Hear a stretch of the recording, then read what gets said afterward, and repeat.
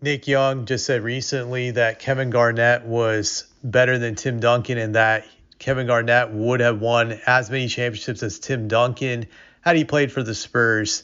I strongly disagree with this clown, Nick Young. I definitely feel he's a clown. He has clownish takes, but I want to entertain his take.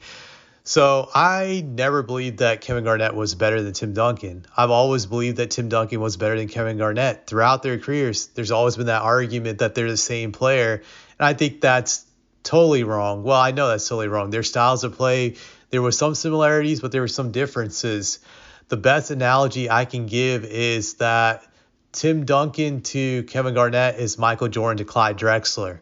Sure, there were similarities between Michael Jordan and Clyde, but Michael Jordan was clearly better than Clyde despite them having similar styles of play. And I think that's also the case with Tim Duncan. Now I'm going to break down some things.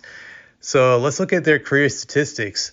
For his career, Tim Duncan averaged 19 points per game. That may seem small, but you got to remember Tim Duncan came from the slow pace era during the late 90s to the early to mid 2000s. So his scoring is kind of suppressed to what it would have been in this era. I feel in this era, Duncan would have been getting 26, 27 a game if he played in this era due to the pace. And Kevin Garnett's average for his career was 17.8. Same rules I applied to Kevin Garnett. His scoring average, career scoring average would have been higher for this era had he played in this era versus the slow pace era. But him and Tim Duncan both had several seasons where they averaged 20 or more throughout their careers. But Tim Duncan was always the better scorer than Kevin Garnett in my eyes. Kevin Garnett's highest scoring season was 24.2 points per game in the 03-04 season, while Tim Duncan's highest scoring season was 25.5 points per game during the 01-02 season. Duncan was always a better scorer than Kevin Garnett, and it showed in their career statistics. Now, when it comes to rebounding, it's pretty close, but Duncan edges out Kevin Garnett career-wise, 10.8 rebounds per game to Kevin Garnett's 10 rebounds a game. So very close. I would say that Duncan was a much better shot blocker than Kevin Garnett.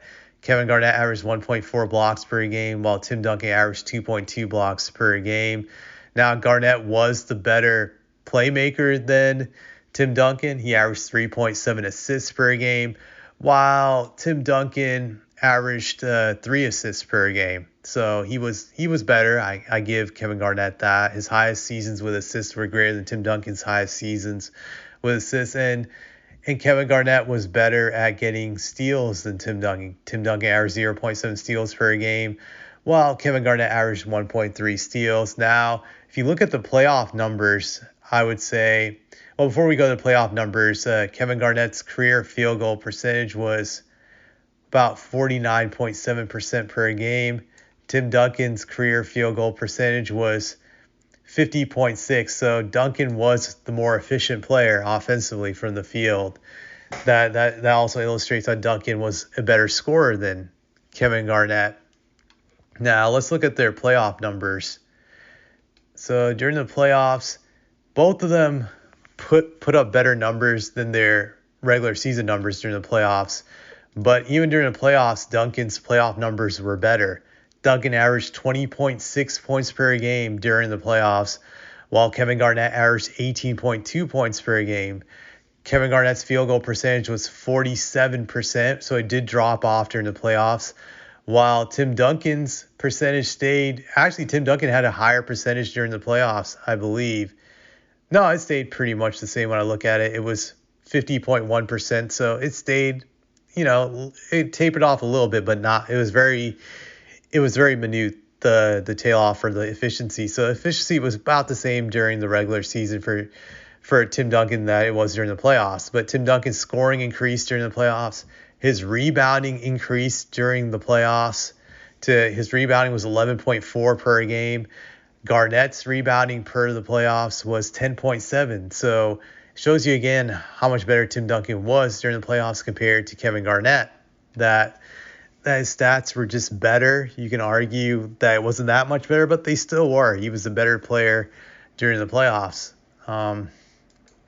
And even Tim Duncan's blocks went up during the playoffs. It was 2.3 compared to his regular season blocks of 2.2. So that you see that in there also when you just look at these stats. I know maybe I bored some of you guys with stats, but the other thing I like to bring up is that I felt that Duncan's style of play was much more dominant than Kevin Garnett's style of play. That's the thing people always ignore about Tim Duncan was his style of play wasn't exactly like Kevin Garnett's. So there are some similarities. I'm going to get them out of the way. Both in their primes were good at facing up at the top of the key with the ball. They could both face off, take guys off the dribble, and score for an easy layup or get a dunk, just get in the paint. They were both great at doing that. Now, I'll say that Kevin Garnett in his prime was a little bit more athletic than Tim Duncan for sure, but they both were on the same level when it came to facing up. That's for sure. I would say that here's where I'm going to say that Kevin Garnett was better than Tim Duncan when it came to offense in this regard. Both were very good mid-range shooters, but Garnett's jump shot was better than Duncan's. He was a great jump shooter, while I felt Tim Duncan was had a good jump shot. Kevin Garnett had more range on his shot. I will give him that, absolutely. Will I say Kevin Garnett was a better passer? Yes, but not by that much, but he was a better passer. Now, what Duncan did better than Kevin Garnett is a big deal. And I know a lot of you guys will say it's not a big deal, but it was a fucking big deal, which was that Duncan could play back to the basket. He could easily post up guys in the paint, get the ball on the baseline, hold his hand up high, get the ball, post up for an easy bucket within a few feet of the basket. Jump hook, a bank shot, or dunk, or a layup. He could literally muscle guys by backing them down. That's something Garnett never had the ability to do. And that, to me, always separated Duncan from Garnett was his physical strength. Duncan could command double and triple teams right in the paint. That led to guys being wide open for threes, wide open for cutters, and other things. The defense would get sucked in by Duncan, whereas for Garnett, he didn't have that ability to suck in defenders like that. And it's another reason why I'm not a big fan of jump shooting bigs, because I feel jump shooting bigs are the hardest types of bigs to win with, because your jump shot is not always going to be falling during the playoffs. You're going to have games where you can't score because your jump shot is off, and then you got to find easier ways to score, especially in crunch time when your team is struggling to get a basket. Garnett never really had a go-to move in those types of situations. And if his shot wasn't falling, there was not much else he could really do offensively, to get his team easy buckets other than keep on shooting, hoping to get out of that slump. So I think that also hurt. And just like I said, he didn't have the back to the basket game, which could suck in 2 or 3 defenders that led to easy baskets for his teammates. I felt Duncan could generate easy buckets much more for his teammates, even though Garnett got a little bit more assists than him. It was just the attention that the defense gave him that allowed teammates to run plays off of that got them easy buckets. To me, that was one of the biggest things that separated Duncan from Garnett. Just huge. I don't think the Spurs could have won a title having Garnett-like offense, because there were moments during the playoffs when the Spurs would have droughts scoring and they would just throw the ball inside of Duncan, and he would get them a bucket in the fourth quarter when they needed it to break the drought and get back on track, whereas Garnett never had that ability. The other thing I'll say is that when it comes to even the playoffs, Duncan was more clutch. I remember there was some stat for most clutch players in the final 2-3 minutes of the fourth quarter, and Duncan was like top 4 all time. He was like the only big man on that list. You had other guys like Jordan, LeBron on that list, I believe, but just Duncan was the only person in there in the top 4 that wasn't a perimeter player. So Duncan, in my eyes, well, statistically, he's been proven, was the most clutch big man of all time. Now, I'm not saying he's the best big man of all time. I'm not arguing that, but I'm saying he was the most clutch in the playoffs. Statistics show that. Garnett was never clutch like Duncan in the playoffs. He just wasn't. The other thing I say people don't really pay attention to is Duncan's physical strength. Like I mentioned before, his back to the basket game that allowed for easy buckets, but also his physical strength to guard guys like Shaq. Duncan was the only guy I saw that could handle prime Shaq and contain him. Grant Shaq would have some games where he would go off, but Duncan had a lot of games where he would hold Shaq below 30 points per game. Look at the 2002 playoff series. Granted, the Spurs lost against the Lakers, but Shaq had his worst career statistics against Duncan up until that point in time in his career. And this was prime Shaq. Shaq shot like poorly in that series against Duncan. I'm just gonna pull that up if I can just find that series stats. Let me just find it. So you look, I'm just pulling it up right now. Yeah, Shaq shot 44% from the field against Tim Duncan that 2002 playoff series. And he was still in his prime at that time, keep in mind. And he averaged 21.4 points a game, which is very subpar numbers for prime Shaq, who normally would average like 30 and 10 in the playoffs. But that shows you how great Tim Duncan's defense was. And for those of you who don't know, Robinson was pretty much injured for most of that series, and Duncan guarded Shaq like 80 to 90% of the time in that series. If you go back and you watch the game tapes, Garnett could never check Shaq. Garnett would have been run over by Shaq. There's just no way. There's no way. And both times when the Spurs beat the Lakers in the playoffs, Duncan was huge against Shaq, having to play him one-on-one. And I don't think Garnett would have held his own against Shaq the way that Duncan did. Duncan was the only guy I felt Shaq hated playing in his prime against. Just he hated playing against Tim. That was like one of his least favorite matchups because he knows Tim could cancel him out. Whereas I don't think Shaq would have that frustration against Garnett because he could easily move him or plow him through the paint. So that's also another reason why I disagree with Nick Young. Spurs don't beat the Lakers in 99 or 2003 without Tim Duncan. He was crucial on both ends against Shaq. He was big. I don't think Kevin Garnett would have filled that void. To be honest, I just don't think he would have filled that. Also, when you look at just leadership, Duncan was a superior leader to Kevin Garnett. And it's not even close. Just look at how Kevin Garnett handled certain teammates like Rasho Nesterovic. When you hear the story about how Kevin Garnett was so tough to play with, he would insult Rasho. That was to the point that Rasho left the Timberwolves simply to play with Tim Duncan for a little bit less money at the time. I think it was like he chose $42 million over $45 million over like 6 or 7 years simply because he hated playing with Kevin Garnett. You also hear the story about the time when Kevin Garnett beat up Wally Szczerbiak in the exercise room when Wally was on a exercise bike. They had some words and he just jumped and started punching him out of anger. So I always felt Kevin Garnett was not as good of a leader as Tim Duncan. You never heard the Spurs having locker room issues with any players with Tim Duncan. You never heard about fights or altercations or hear him bullying other teammates or intimidating them or any of that garbage. Just you didn't hear it. That's one thing I always thought that showed was Tim Duncan's leadership. He was always able to unify the team through the good and the bad times. Just that was one thing that was very underrated. So I don't think Garnett had his leadership skills, and I don't think Garnett would have been patient with Tony Parker and Manu. When they first got to the Spurs, they were very inconsistent. They were just good role players, but they were not stars. They didn't become stars until like year 3, basically. Just that was the time that they became stars. But prior to that, the first few years, they were just high-end role players. You don't believe me? Look it up. Manu Ginobili didn't become an all-star until the 2005 All-Star game. Tony Parker didn't become an All-Star until 2006. They both were not All-Star caliber players until 04-05. And I don't think Garnett would have had the patience to deal with their mishaps. Garnett was a very impatient guy. I don't think he would have handled either of those guys very well. And his leadership would have not worked. He would have been impatient. So I don't think those guys developed the same way they did with Tim, because Tim was patient. He understood it was going to take time, and he just trusted the coaching staff. So that's another reason why I don't think he would have had the same success. I just don't see it in that regard.